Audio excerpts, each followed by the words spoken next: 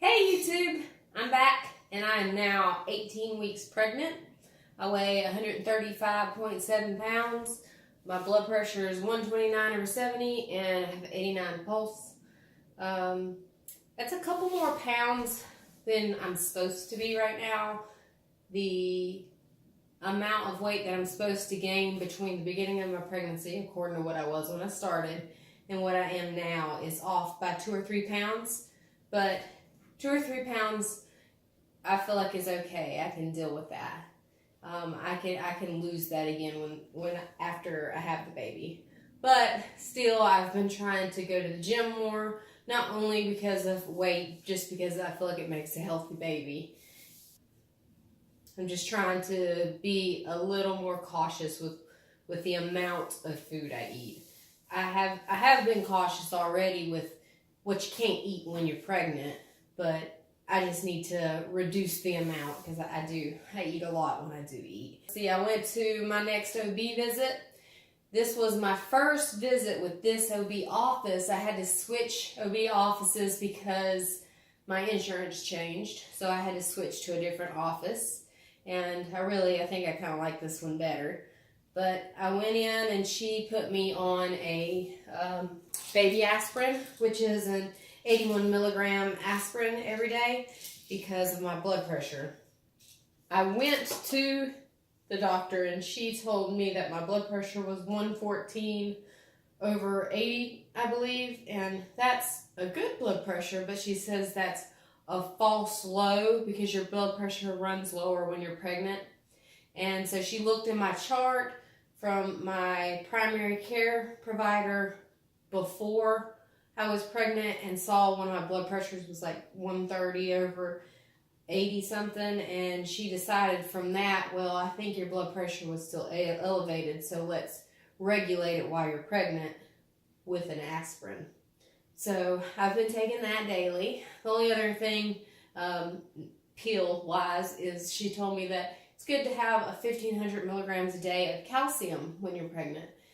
And so I take my prenatal vitamin here, and it only has 150 milligrams a day. But I do eat or drink a lot of milk. Probably drink a couple cups a day because I have cereal every morning.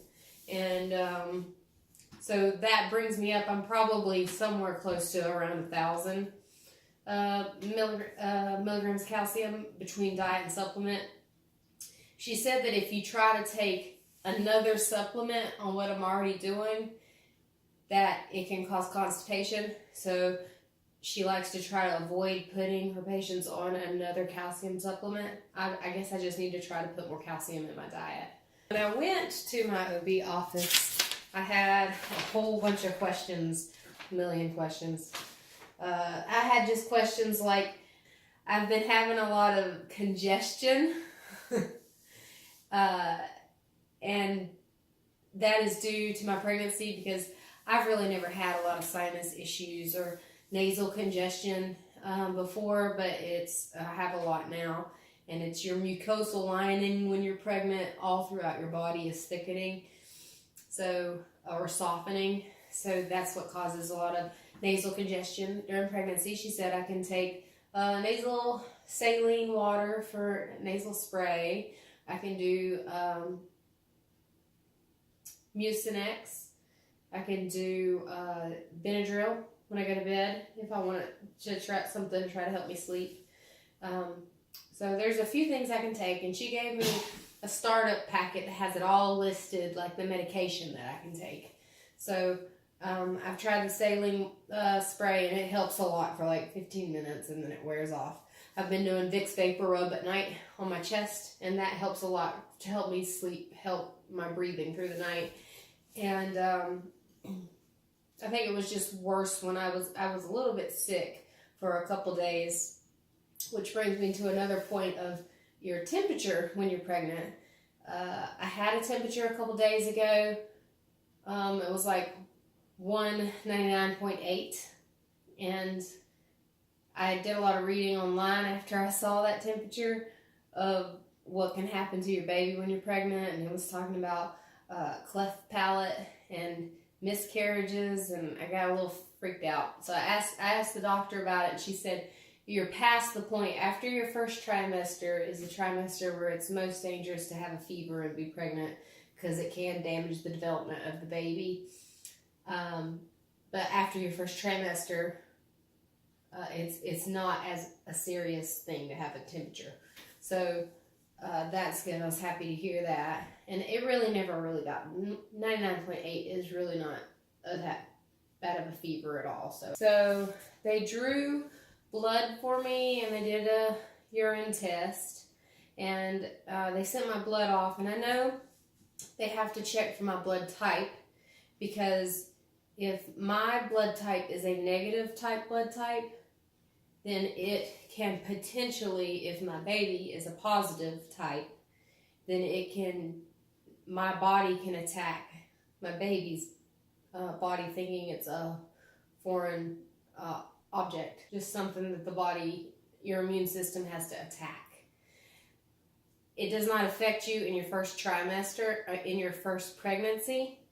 It starts to affect you in your second pregnancy. So they give it to you in the middle of your first pregnancy after they find out your blood type, if you have a negative type blood type. That's the most to understand about that. I think it goes into some real deep complexity that I can't really explain, but I understand that if you're negative and your baby is positive, your body can attack your baby. So you have to get a shot. Let's see, I asked her if there was any tour of the maternity ward at the hospital where I'll be delivering. And she said there was. They have child birthing classes and breastfeeding classes available at the hospital that I'm going to. So she said that they don't recommend you take those till you're a couple months out from delivery. So I'll be scheduling those. We'll be looking at that sometime soon. And then the last thing that they did that I think was really weird, is they need to collect a 24-hour urine specimen before my next visit. And it says that I have to fill up this jug. This is my giant urine jug. And I have to fill it up with all of my urine specimens throughout one day. So I wake up in the morning, I discard my first urine specimen, and then from then on, I have to fill up the urine jug every time I use the bathroom. I have to keep it refrigerated and put the time that my first specimen was, and then the time that my last specimen was, and then I have to bring that in. I think from what I understand that they use this specimen to test how much protein I have in my urine. Because if you have high amounts of protein later in your pregnancy, like in your third trimester, it can be a sign of preeclampsia. And so they want to do this collection now to get a baseline for how much protein I have in my urine. And so when it comes to the end of my pregnancy, they know where about I am. I don't understand 100% why it has to be like an all 24-hour urine specimen. The only thing that I can guess at is if it's a larger specimen over a larger period, it's a more accurate reading of how much protein instead of one sample. That's another question I'll have for my OB doctor at my next visit. So I also asked when my next visit was going to be, when my next ultrasound was going to be, and it is February 12th. That's when we find out the gender, and I'm getting really hyped because I'm planning out our gender reveal party I'm really excited about, and so we'll find out the gender then. A couple other little things that I've been doing. The big thing that I really enjoy, the app that I've been using on my phone is called The Bump, and the thing I like about that is it tells you every week the size of your baby, and it compares it to like a fruit. Like I think this week I'm an apricot. Like the baby's the size of an apricot. And then it tells you like their length and their weight. And I don't think it's quite 1 pound yet, but I think it's something like 9 ounces right now. And then it also has this thing that launches that shows you what your baby looks like in its developmental phases at that week.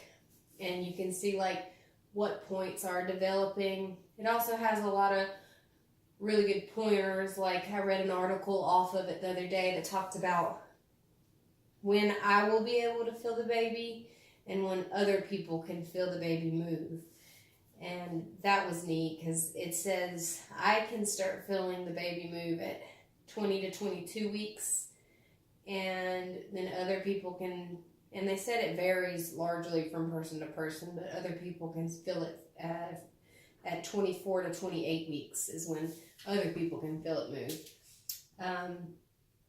So I did that, and then another thing that I have bought, because I am forever searching for something to make me sleep better, because I have always had trouble sleeping well at night. So I bought the pregnancy pillow, which is like, it's just like a body pillow. Big, giant pillow. Giant pillow. And, you know, I think it's almost, it's probably too big. And I don't like this C shape to it, because that kind of gets in the way of being able to move around when you want to move around.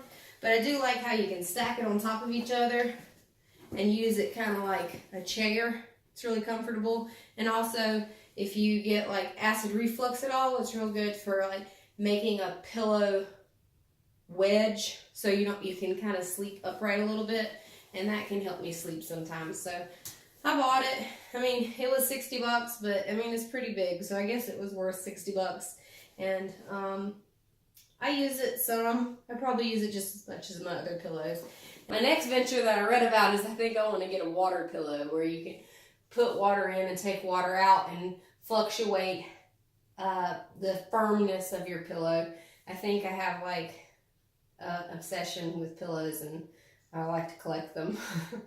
So, and then my last thing that I got to get on top of this, because it's 5 months now away, and I've got to clean out the baby's room. It's our spare room, and it's a mess in there, and you don't really realize how much crap you accumulate until you have to get rid of it. That's everything I have for you right now. I'll probably try to make another video after we find out the gender or sometime soon. And talk to you next time. See you, YouTube.